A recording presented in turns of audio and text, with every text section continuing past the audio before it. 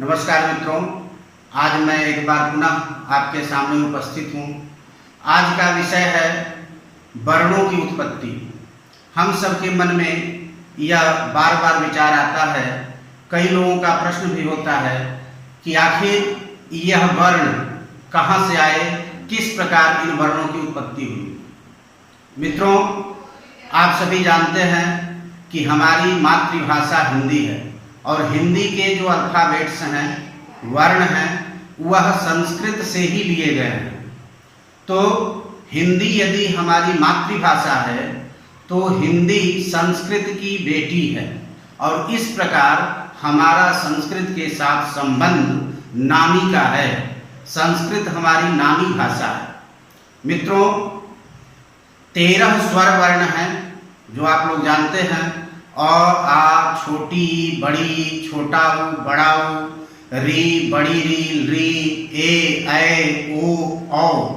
ये 13 स्वर वर्ण हैं और क से लेकर ज्ञ तक 36 व्यंजन वर्ण हैं।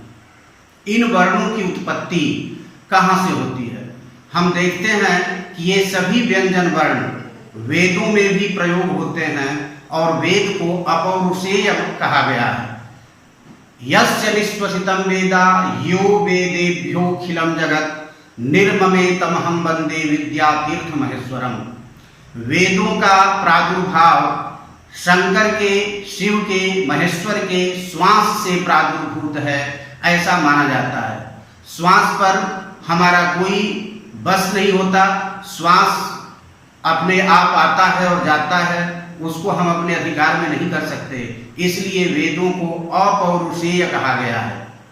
तो मित्रों, वेदों में भी हम इन सभी वर्णों को पाते हैं, किंतु वेदों से अलग करके 13 स्वर वर्ण हैं और 36 व्यंजन वर्ण हैं और इस क्रम में ये वर्ण हैं। यह पहली बार कहाँ से आया, क्यों आया?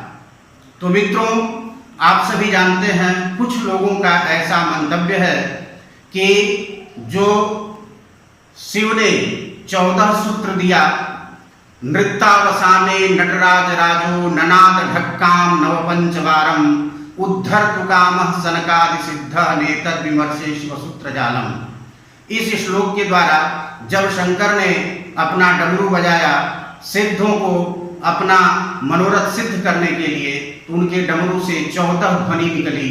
वह ध्वनि है ऐ उड़, रील ऋ, ए ओम, ऐ औच, हय वरट, लण, यम गण नम, झभय घट दस, जब गट दस, खप छठत चट तब, कपय शशर हल।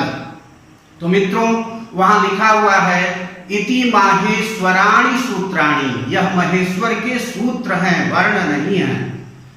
ये जो 14 सूत्र पाणिनि को मिले, वे उनसे 14 सूत्रों के माध्यम से 42 प्रत्याहार बनाए और फिर अष्टाध्यायी में सूत्रों की रचना किए, जो व्याकरण के रूप में हमारे सामने आया। मित्रों, आप जानते हैं कि सबसे पहले कोई भाषा होती है, व्याकरण बाद में बनता है। ऐसा नहीं है कि पहले व्याकरण बना लिया जाए और फिर बोलना सीखा जाए, ऐसा बिल्कुल नहीं हो सकता। हमारे यहाँ प्राचीन भारत में संस्कृत आम बोलचाल की भाषा थी। सब लोग संस्कृत बोलते थे और वर्णों का प्रयोग करते थे। तो ये हम नहीं कह सकते किसी भी तरह से कि पाणिनि ने इन वर्णों का रचना किया। मित्रों, मैं एक सटीक प्रमाण आपको इस संदर्भ में देना चाहता हूं। आप तुलसीदास जी को जानते हैं। उन्होंने बालकांड के प्रारंभ में एक श्लोक से मंगलाचरण किया है। वर्णानाम अर्थ संघानाम रसानाम छंदसामपि मंगलानाम च कर्तारौ वंदे वाणी विनायको। दोस्तों, इस श्लोक को अगर आप ध्यान से देखेंगे तो बिल्कुल सब स्पष्ट हो जाएगा कि वर्णों के कर्ता हैं कौन। कर्ता अर्थात रचनाकार, रचयिता। वहां स्पष्ट लिखा है वर्णानाम, वर्णों के, अर्थ संघानाम, अर्थ समूहों के, रसानाम, रसों के, छंदसामपि, छंदों के, और मंगलानाम, मंगल के, कर्तारौ, कर्ता हैं ये दोनों कौन?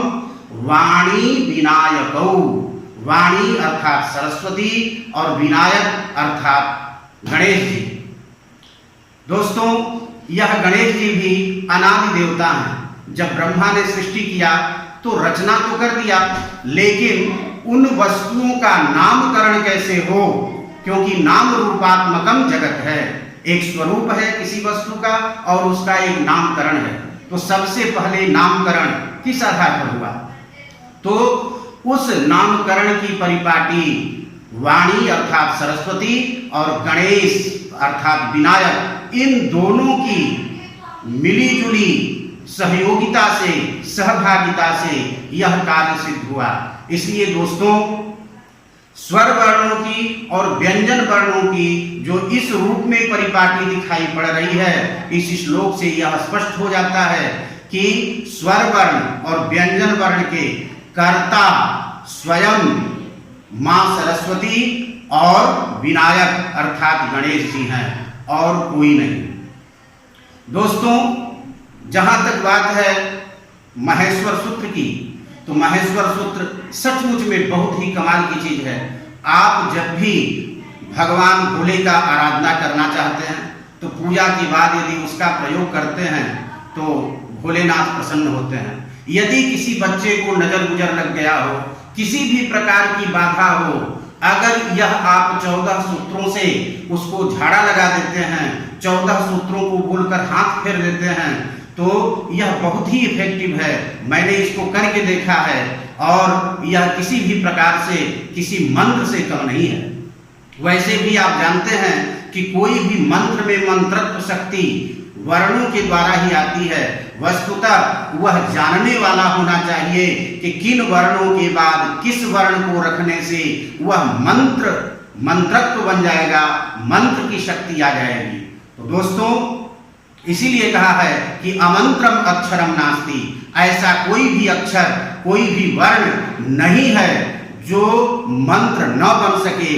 वस्तुतः उसके जानकार दुर्लभ हैं और जो जानकार हैं वे ही बताते हैं कि किस अक्षर के बाद किस अक्षर को बोलना है और किस प्रकार उसका उच्चारण करना है, जिससे वह मंत्रत्व शक्ति उसमें आ जाए और वह हमारे लिए हितकर हो।